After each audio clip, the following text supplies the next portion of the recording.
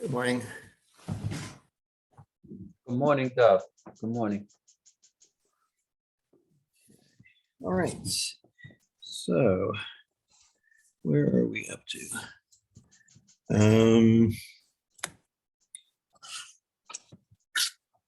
18B, I think, right?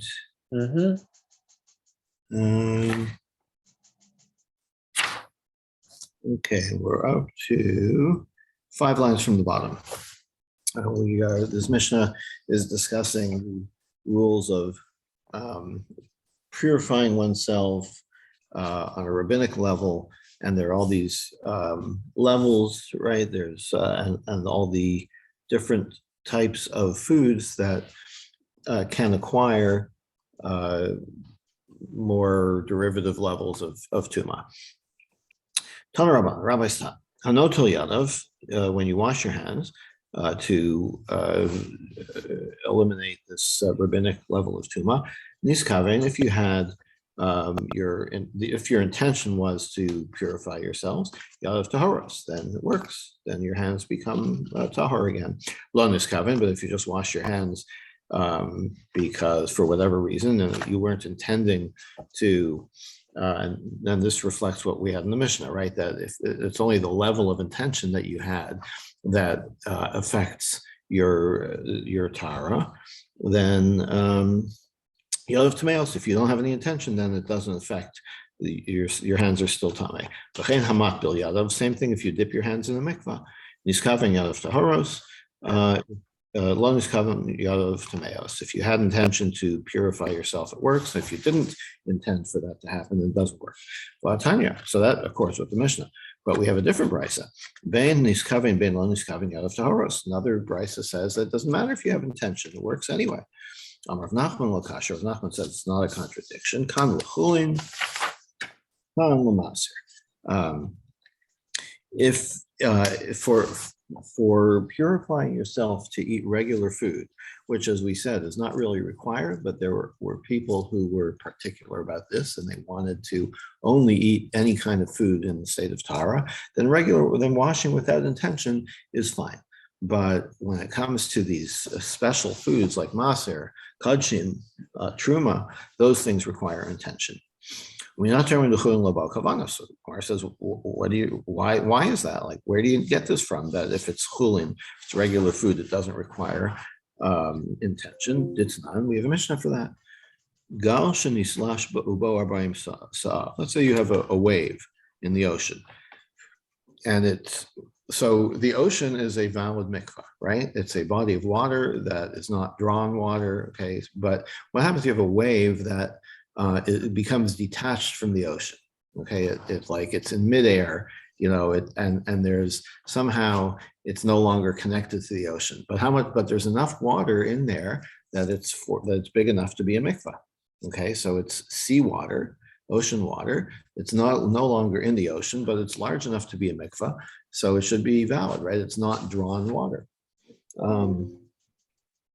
And that washes over you, your person or your vessels. Tahor, it becomes tahor. So katane adam dunya de kelim. So the Mishnah equates whether it's a person or it's vessels, right? Ma kelim dulam achavne. Now vessels don't have any intention, right? All these rules we've been talking about. If you dip your hands, you purify your hands. You have to have intention, but when it comes to vessels, right? If a pot drops into the mikvah, we never saw that requires intention.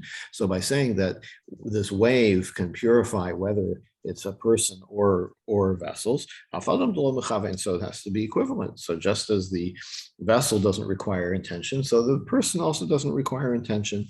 So here you have a source that since this wave purifies you without intention in order to eat chulin, the regular food, then that's a source. So the Gemara says, "Mimai." Well, the Gemara doesn't like that proof.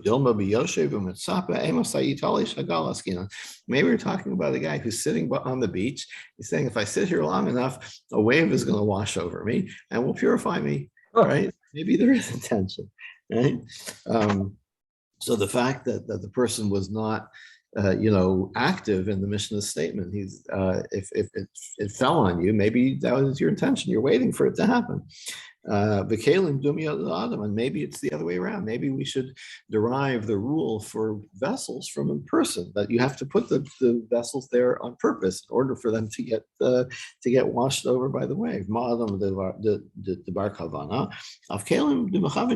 Maybe the vessels also require intention. If you want to say so, if you might say, well, if that's the case, then why do you have to say this Mishnah, right? It's obvious that if a person is sitting there waiting to go to the mikvah, and the mikvah comes to him, as it were, the ocean wave washes over him, what do you need a Mishnah for that? There's nothing new about that. But maybe there is. I might have thought, maybe this idea that you can sit there on the beach and wait for a wave to wash over you, you might think that I can also sit there and wait for a typhoon, for like this big Tsunami. right? A tsunami, heaven forbid. Right. Maybe a big, a rainstorm will come. Now that doesn't work because, like if you have like a rush of like rainwater coming down the mountain, right? So that doesn't work because the water never gathered together, right? The ocean works because the ocean water was all in one place, right? Now you got this wave that came out of the ocean. As long as it's big enough, that was big, but the rainwater never stood in one place. So that's not a valid mikvah. Or iname nixar. So because of that, so sure, the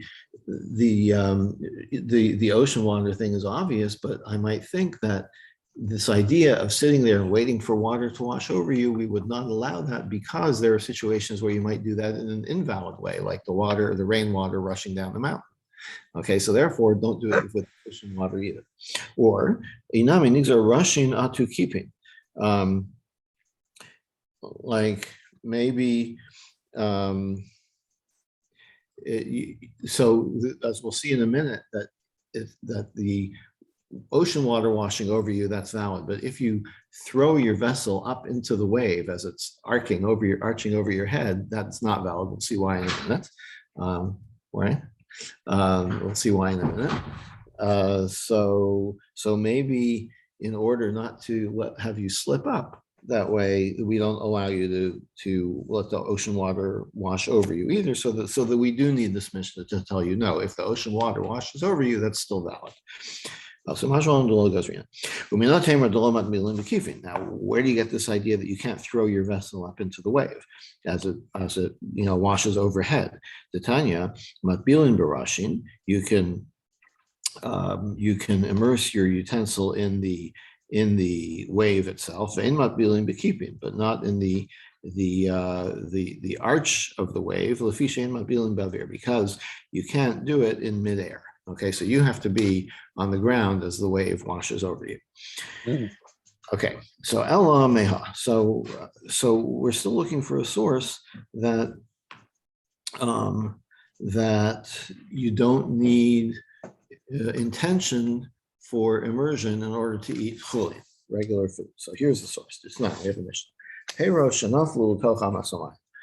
Food that fell into an aqueduct. Upasha misha yadav tameos and tala. And now you have a person whose hands are tame. He reaches into the water and took them out. Yadav taharos. His hands become tahar. Uperos enon b'chiyutan. And the fruit is not included in the law of water being placed on them. Okay, so you may recall that anything that grows from the ground, it can only become tame once it's harvested. And once, in other words, detached from the ground, and it has to be contacted by some liquid. Okay. Now you think this fruit that's in the aqueduct, right? That should count. But the fruits do not become susceptible to tuma because just a second. It has to be purposeful, right? That it contacts water. So here it fell in to the aqueduct, and you obviously wanted to get it out. That's why you took it out. So that's unintentional. But the point is that your hands became tahar, even though the purpose of you reaching into the aqueduct was to get the fruit out. It was not, it seems like that wasn't your intention to make your hands tahar. So that's a good source. Rabba of Nachman. So Rabba asked Rav Nachman, if you immersed in a mikvah for the purpose of eating chulin, asr l'maser, then you can't. That doesn't mean that you can eat maser, right? Because that was not your intention. Huchzak in, lo huchzak lo, right? So it seems to be saying that there is a need to have an intention to be to immerse yourself to become tahar for chulin, right? So the Gemara says no. Hachikamer, this is what it means. Afal pisha huchzak l'chulin asr l'maser, even though you can still understand that chulin does not require intention, right? But it's saying that if you did have that intention, it's not sufficient to it's not sufficient for maser. Ace or Rav asked again, Toval v'lo huchzak. What if you did an immersion in the mikvah with no intention at all? Our Mishnah said it's like you didn't, it had no effect. My wife, so that seems to say you went without intention, right, into the mikvah, so it doesn't have any effect. It seems to say even for chulin, right? So implying that there is a requirement for intention for chulin. So the more answer is no, not so. You have to interpret it that it's like it doesn't have any effect for tefillah that requires intention, like for maser, but for tefillah that doesn't require intention, but for something that doesn't require intention, regular food, that does count. So Rabbah thought that Rav Nachman was just kind of like saying like, this is a silly question, I'm not going to bother answering it. He didn't give it, like he didn't think it was a serious answer. Nafak dak v'yashkach. But he went and asked around, he did a little more research, and he found out that, yeah, Rav Nachman's answer was actually a good answer to Tanya, because we have another brisa. Taval v'lo huchzak asul maser mucha l'chulin. Here's an explicit brisa that says if you immersed without any intention at all, like you just went for a swim in the ocean, then that doesn't count for maser, but it does count for chulin. So there's an explicit source that's the case. Okay, Amar Rabbi Tavo Viala, Rav Elazar says a person who went to the mikvah and came out, and presumably without intention, machzik atzmo l'chol masha yirtzeh. That counts for, you can consider yourself immersed for anything, for any purpose. Now this is going against what we had just been talking about, right? Meisvei, they asked, odehu raglo achas b'mayim huchzek l'davar kal. If you still have one toe in the water, you're still connected to the water, then then if you like originally went to the mikvah, like, oh, I want to eat truma, right? You went to the mikvah, and then as you're coming out, you still have one toe in the water. You're not immersed anymore, but you're still connected to the water. And you think, oh, you know what? I'm also going to eat sacrificial, consecrated food, right? Which is a higher level, right? So then that still works. But once you come out altogether and you're no longer attached to the water, shuvena machzik, you can't change your intention. You'd have to go back in with another intention to say, now, I want to eat kachim, so I have to go back to the mikvah. My love ain't a machzik law. Now, it appears that the brisa is saying that if you went in without any intention, right? So doesn't that contradict Rav Elazar? So Gemara says, well, no, this is how you understand it. Odehu, if you're still in the water, afal pisha huchzak machzik. Even though you did have intention for one level, you can change the level as long as you're still attached to the water. But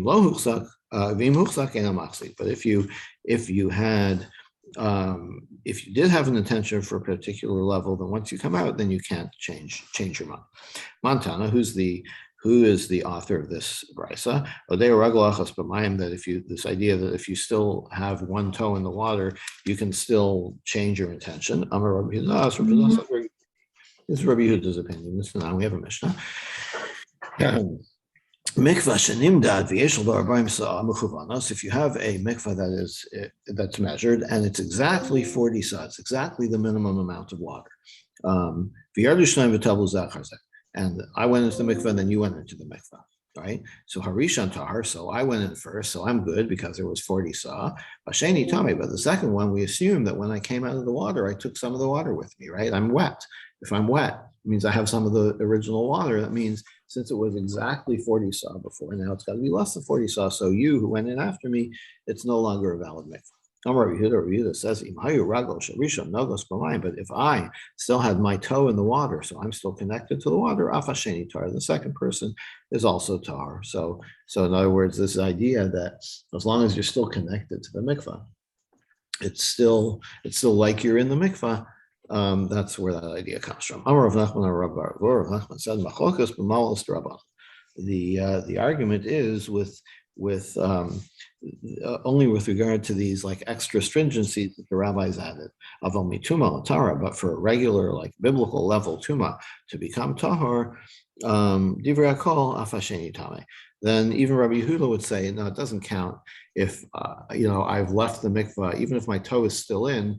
The water that's on me that was removed from the mikvah is removed from the mikvah. Like there's no real basis to say that. If we're only dealing with rabbinic things, then the rabbis said, okay, this will make a leniency. But if it's a biblical level immersion in the mikvah, then we don't have that idea. And that is what Rabbi Pidas says.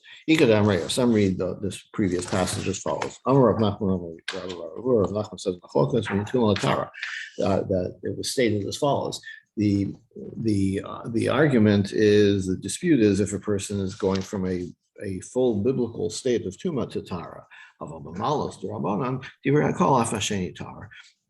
but if we're talking about the rabbinic things, then everybody agrees that the second person is tahor. Okay, in other words, the argument is on the biblical case. Well, and that would dispute what Rabbi Pidas said.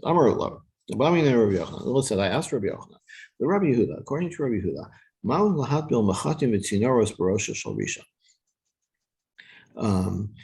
let's say so Rabbi Yehuda is the one who says that as long as my toe is in the water, I'm still connected to the mikvah.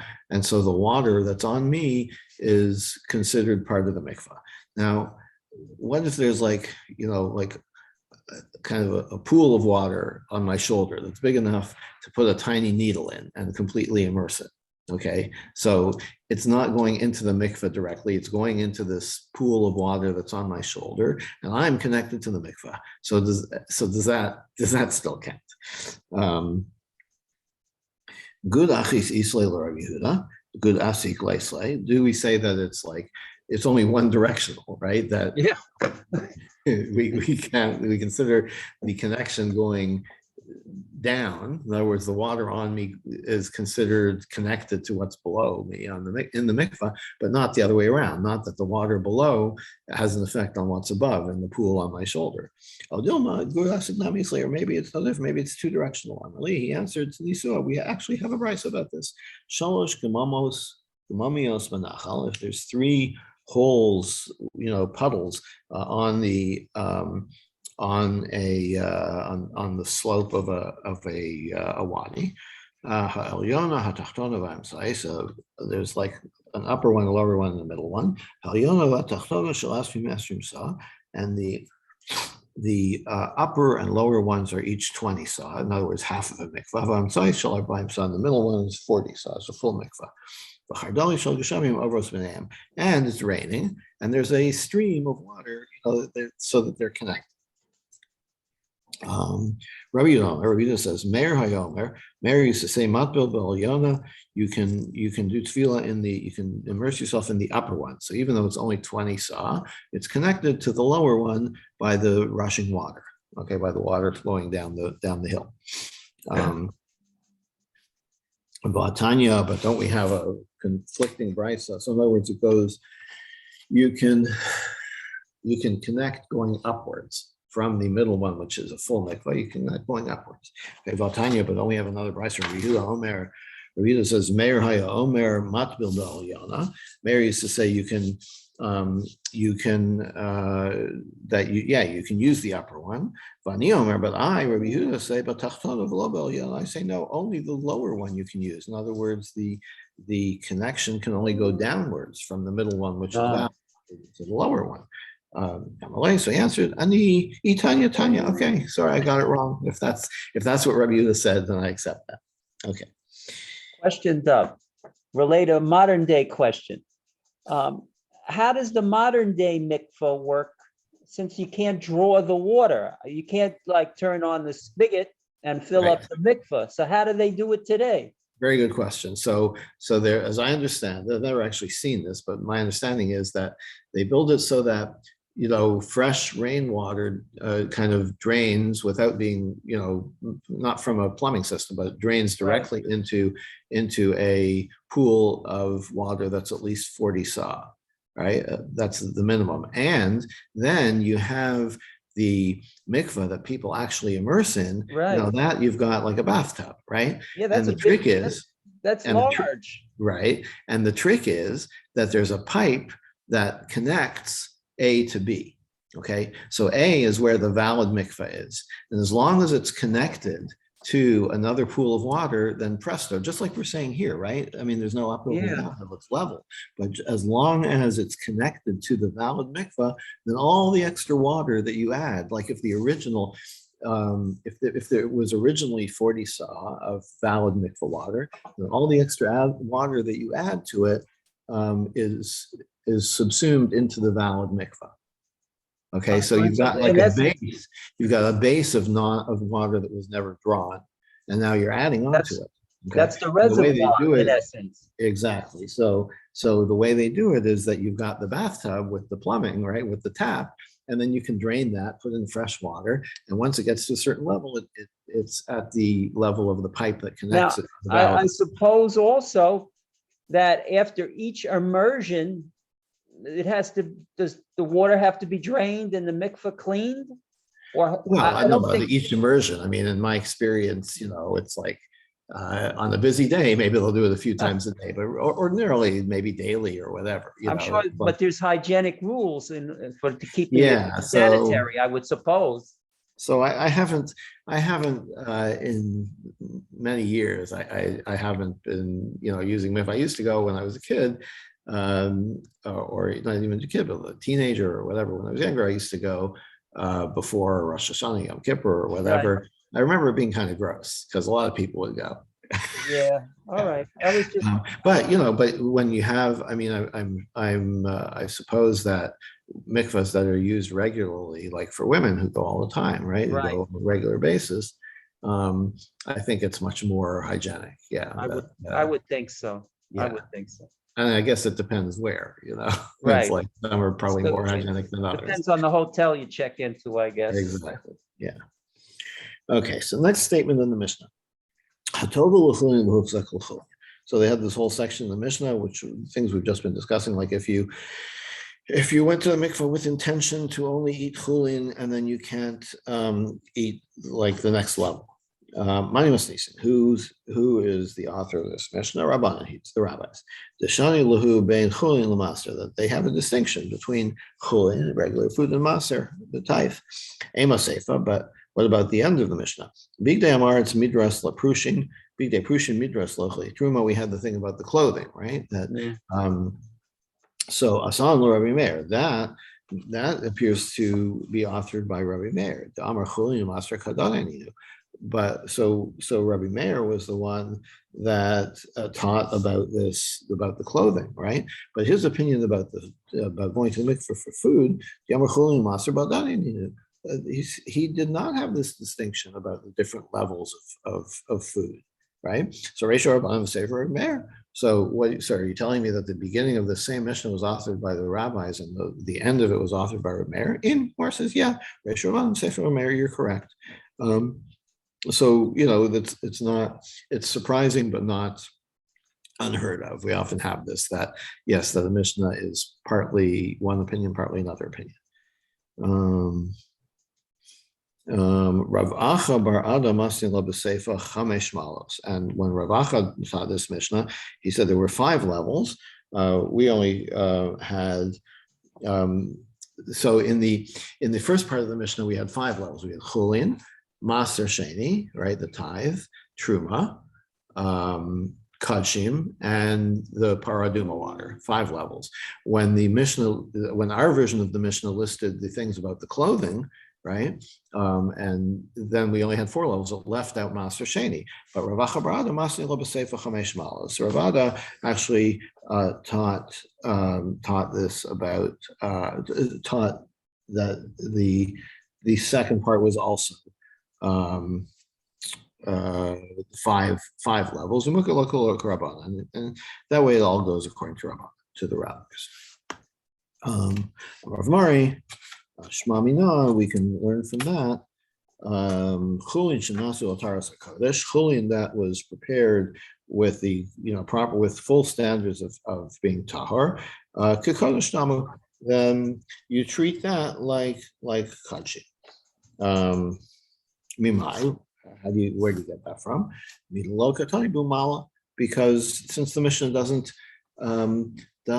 treat them separately, so they have to be treated. So from that you derive that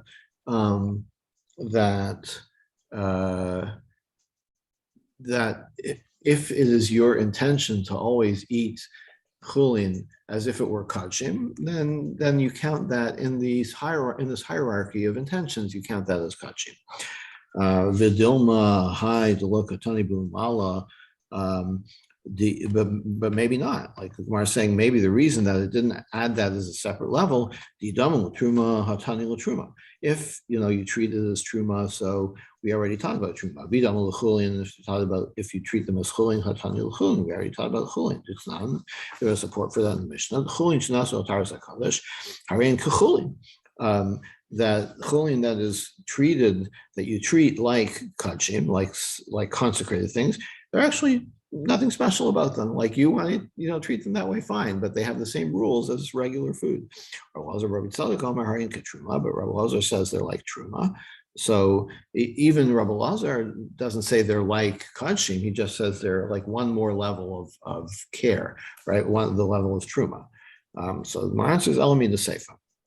We get it from the end of the Mishnah. Yosef ben Yoazar, remember our Mishnah talked about this Yosef ben Yoazar, who was like the most frum Kohen, but his clothing was considered tameh, like even though for those who eat kachim. So even though he was extremely careful about truma as a Kohen, but even so, he didn't have intention for kachim. So his clothing was not considered tahor for kachim. And Yochanan would eat everything as if it were kachim. But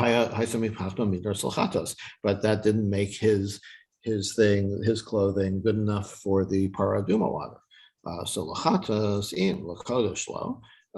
So it didn't make his stuff good enough for the chatas, for the paraduma water, but it does make it good enough for kachim, right? So because he treated it as kachim, it's this our Mishnah is saying that it works as kachim. So our Mishnah does hold that it's like that we treat it like kachim. Okay, I'll stop here for today and pick it up tomorrow. Thank you. See you tomorrow, Doug. Have a good day. You too.